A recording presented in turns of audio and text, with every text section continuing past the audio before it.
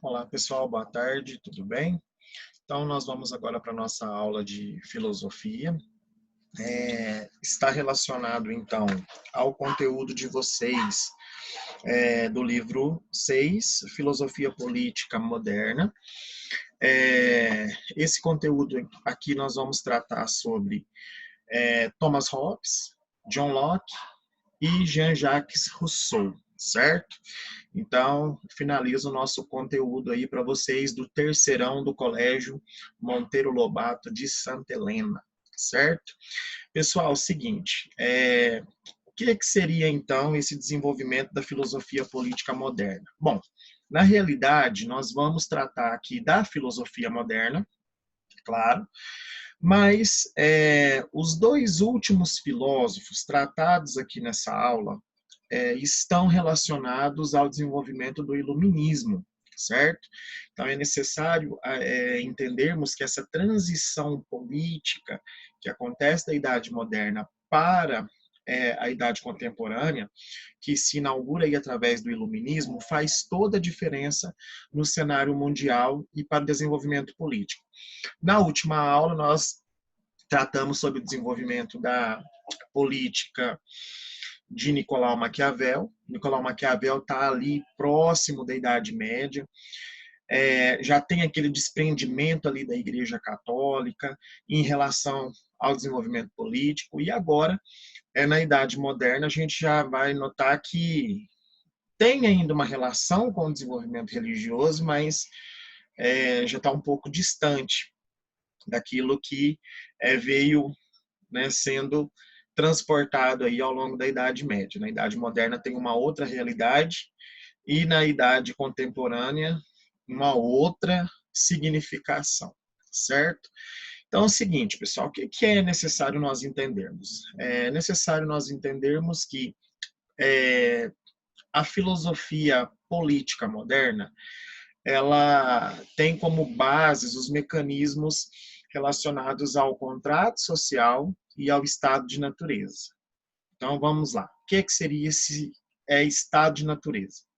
O estado de natureza seria uma teoria que alguns filósofos classificaram na época para desenvolver uma abordagem de raciocínio apresentando de como o homem seria no seu estágio natural, na sua natureza, no seu íntimo, no seu interior, sem estar corrompido em relação à sociedade, certo? Então, esse seria o estado de natureza, como se fosse um estado bruto, né? E já o contrato social seria a partir do momento em que esses grupos de pessoas perdem aquele estágio natural, e quando eles perdem esse estágio natural, começam a ir meio que para o lado da bagunça, o que é necessário fazer? Fazer um contrato social com alguém. Com alguém ou com uma instituição. E aí é necessário nós entendermos qual é a linha de cada um desses filósofos, certo? Então, eu preparei uns slides aqui para vocês, tá? Esses slides aqui nós vamos começar com Thomas Hobbes. Né? Como eu disse para vocês na última aula, nós tratamos de Nicolau Maquiavel, que praticamente inaugurou aí essa filosofia, essa linha de sistema político filosófico, certo? Então vamos lá. Thomas Hobbes. Thomas Hobbes, inglês, certo? A sua grande preocupação filosófica aí foi mostrar o estágio de natureza natural do homem, como o homem se comporta em relação à sociedade. Como funcionava, então, a teoria dele? Bom, ele dizia, então, que o homem é lobo do homem, ou o homem é lobo do próprio homem. O que seria isso? O que seria esse estado de natureza? Quer dizer, então, que o homem, ele é selvagem. O homem, ele é um ser selvagem. Se for necessário o homem puxar o tapete do outro para poder subir na vida, o homem vai fazer isso. Os homens guerriam entre si. Então, por isso que ele dizia que o homem é lobo do próprio homem. Agora, a gente precisa analisar a realidade de Hobbes. Hobbes viveu ali século XVII, então ele conheceu aquele desenvolvimento da Inglaterra absolutista. E ele percebeu também algumas situações que estavam ocorrendo lá no país. Então, ela extremamente devastada por crises. E ele dizia que, mediante a essa situação, o homem, né, os seres humanos tendo esse lado aí selvagem, a saída é um contrato social. E o que seria esse contrato social? Um acordo que deveria ser feito com alguém para poder, né, acabar com essa selvageria. E segundo Hobbes, até porque ele viveu todo aquele processo absolutista, né, aquela monarquia absolutista, ele dizia que o contrato social deveria ser feito com o Estado, na figura do rei. Já que o rei tem o poder absoluto, né, a gente precisa entender que existe a monarquia absolutista e existe a monarquia constitucional, que tem aí, dá alguns limites para o rei. E no poder absoluto é o rei que manda em todos os âmbitos aí da sociedade de maneira geral. E ele compara, faz uma comparação aí com o que nós chamamos então de Leviatã. Né? O que seria o Leviatã? O Leviatã é uma figura mitológica representada aí como uma criatura aquática que atrai os peixes para ele comer.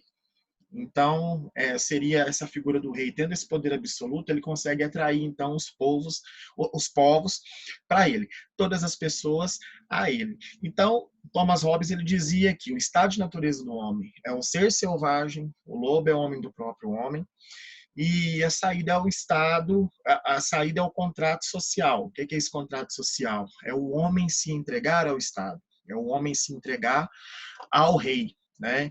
E lógico que esse rei ele deve ser elegido pelo povo, né? O rei também precisa dar subsídios para o povo, mas em contrapartida o povo também tem que exaltar o rei, certo? Então essa seria a grande teoria de Thomas Hobbes. Thomas Hobbes, ele, além dessa sua teoria, há essa figura aqui que eu vou mostrar para vocês, deixa eu me colocar aqui no cantinho, para a gente analisar então essa figura, que é uma obra de arte, mas que representa muito a obra O Leviatã, de Thomas Hobbes, que é a sua principal obra, né? Então, olha só, nós temos então a figura aqui, ó, do rei, certo? Representando, tem a coroa, né, onde ele tem esse poder absoluto, né, o poder moderador, juntamente com o legislativo, executivo e judiciário. Ele tem aqui o cetro, né, que é aí uma representação do poder religioso. Ele tem aqui, no caso, a espada, que é onde ele vai defender o povo, e vocês podem notar que no corpo dele tem a representação do povo. O povo está nele, né? Então, assim, o povo precisa estar extremamente ligado a ele. Então, é esse o objetivo do desenvolvimento da política de Hobbes, né? Essa é a opinião dele. Passando então para John Locke, né? O que John Locke então traz para nós de novidade, né? Diferente do Hobbes, nós sabemos que o John Locke é aquele filósofo que combate o racionalismo, nós já falamos dele, né, nas nossas aulas, é aquele que dá aí uma grande enaltece, né, de uma forma extremamente considerável aí as ideias provenientes da experiência, né, os sentidos. Ele dizia que nós somos uma tábua rasa ou uma tábula rasa, né, que nós vamos aí aprendendo e vamos adquirindo conhecimento através das experiências, né? Diferente da época em que Thomas Hobbes viveu, o John Locke ele já teve aquela visão das revoluções inglesas que aconteceram. Dentro do sentido histórico, vocês já devem ter percebido o momento em que a Inglaterra era absolutista, né, tinha monarquia absolutista, logo depois cai aquele sentido absolutista. Ela é república durante um tempo, depois volta a ser absolutista, ou depois volta a ser uma monarquia constitucional, desculpa. E aí ela volta a ser monarquias, só que diferentes, né? E hoje ela é uma monarquia, então, parlamentar.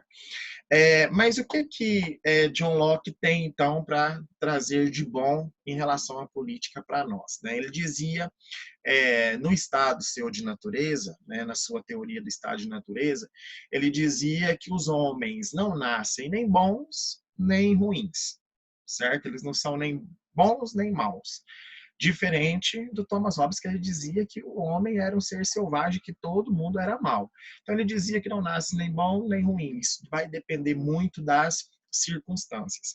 E ele dizia e afirmava que o homem devia ter direitos que são inalienáveis, ou seja, são direitos que todo mundo deve ter. E quais seriam esses direitos? Que é importante nós entendermos. É a vida, a liberdade e a propriedade, certo? Então, ninguém vai ter o direito de tirar a sua vida. Ninguém tem o direito de tirar a sua liberdade, ninguém tem o direito de tomar a sua propriedade, a menos que você tenha adquirido, né, mediante aí o esforço do seu trabalho e tudo mais, né? E o contrato social, na visão do Locke, que seria melhor, né, uma democracia representativa, a escolha de um representante, que é basicamente o que nós vivemos hoje no Brasil. Né? É uma democracia representativa. Nós escolhemos um que está no meio de nós para poder nos representar. E o Estado deve nos garantir esses direitos. Já que nós temos direito à vida, já que nós temos direito à liberdade e à propriedade, quem deve assegurar esses direitos para nós é o Estado, certo? O Estado ele deve, então, estar extremamente a favor do povo nesse sentido, certo? Vamos agora para o outro filósofo, Jean-Jacques Rousseau. Jean-Jacques Rousseau já é do período do Iluminismo, certo? Ele nasceu em Genebra, na Suíça, aí por volta do século XVIII. Ele teve aí seus grandes escritos aí, o Discurso, o Contrato Social e o Emílio. Ele então vai ter um grande contato aí com o país francês, onde ele se tornou professor de música, mas foi na filosofia que ele conseguiu se destacar, certo? Na visão de Rousseau, todos os homens são bons. Olha só, para não ficar muito confuso para vocês, vamos por uma ordem. Então, existe para um filósofo os homens que nascem ruins, que no caso é para Hobbes. Para John Locke, os homens nascem, estão ali no seu estado de natureza, nem bons nem ruins. E no caso aqui, para Rousseau, os homens são bons no seu estado de natureza. Só que quem vai corromper o homem nesse estado de natureza são as pessoas, são a sociedade. Né? As pessoas, elas normalmente buscam um prazer e um direito individual, elas querem o processo individualista, elas são muito egoístas. Né? E o contrato social, ele dizia que as pessoas deviam ter uma democracia participativa, o povo devia atuar diferente na política. Né? Então, todas as pessoas deviam estar à frente da política, não ser escolhido um no meio do povo, mas todo mundo participar da política. Ele leva muito a sério o desenvolvimento da moral e da ética. Ele dizia que a tecnologia, as invenções que ocorreram ali na segunda revolução industrial afastaram o homem do seu estado de natureza, seu estado bom. E o que prevalecia para ele seria, então, o desenvolvimento da vontade geral, certo? Então, o que interessa para ele é a vontade geral do povo. As suas ideias, né, foram, inclusive, apontadas como positivas para o desenvolvimento da Revolução Francesa. Inclusive, Voltaire estuda muito a filosofia de Rousseau, né, e ele tinha aí como seu livro de cabeceira de cama, como a gente fala, né, os livros relacionados ao desenvolvimento social. O Robespierre era um dos seus grandes inspiradores aí. E segundo ele, olha só, o homem, deixa eu ver aqui pessoal, tá? Acho fora de contexto aí, tá? E vocês vão me perdoando aí, tá? Que eu fiz esses slidezinhos rápidos. Olha só. Segundo ele, a só piorou o homem. Seria o quê? Segundo ele, a sociedade piorou o homem, certo? Só para ficar claro para vocês aí.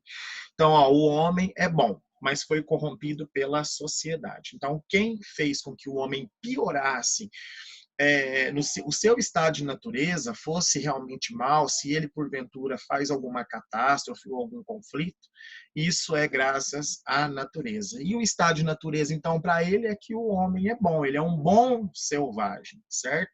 E o homem, ele é solitário, o homem é livre, ele é feliz. Antigamente ele não tinha moralidade, né? Ele sempre gostava de viver com a liberdade, sem dar satisfação, ele é feliz, o homem gosta do prazer de comer, dormir, fazer bagunça e tudo mais, aquela situação toda, né? E o fruto da terra é de todos, né? Tudo que a terra produz deve ser de todos, não é para uma parcela da sociedade, mas sim para todos. E ao contrário do John Locke, ele dizia que o desenvolvimento da terra ela é naturalmente de todos. A propriedade ela é de todos, por natural, não vem por meio de um trabalho. John Locke afirmava que você precisa trabalhar para você obter a propriedade privada. E no caso aqui, ele dizia que não, que o que é da natureza é do homem, de forma geral, certo? E ele dizia que quando o homem começa a alienar através da propriedade privada, é o momento em que o homem deixa de ser bom, porque eles vão querer competir uns com os outros.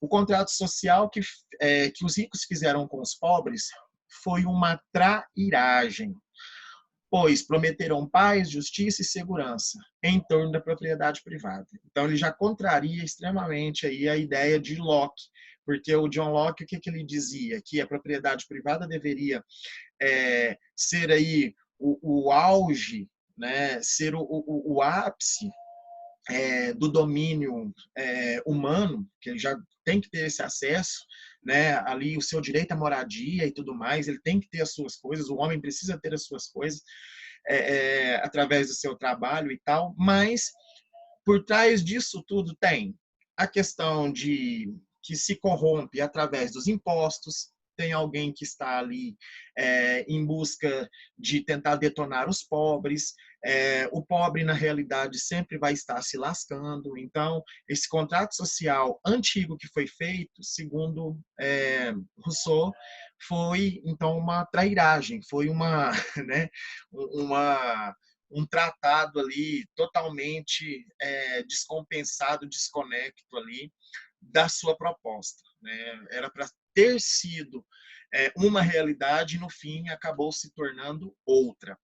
Mediante a isso, o homem acabou perdendo a sua liberdade com o contrato social ou com os contratos sociais que foram propostos anteriormente. Então, ele vai propor, né, um novo contrato social, né, que a vontade é o soberano, né? Então, o coletivo é o que realmente importa, é a vontade geral, e ele acredita que somente a educação pode salvar a expressão do homem, a liberdade do homem, pode ajudar o homem a se tornar cidadão. E na realidade, os instintos naturais do homem, que é a bondade, o amor, a piedade, sempre estiveram com o homem.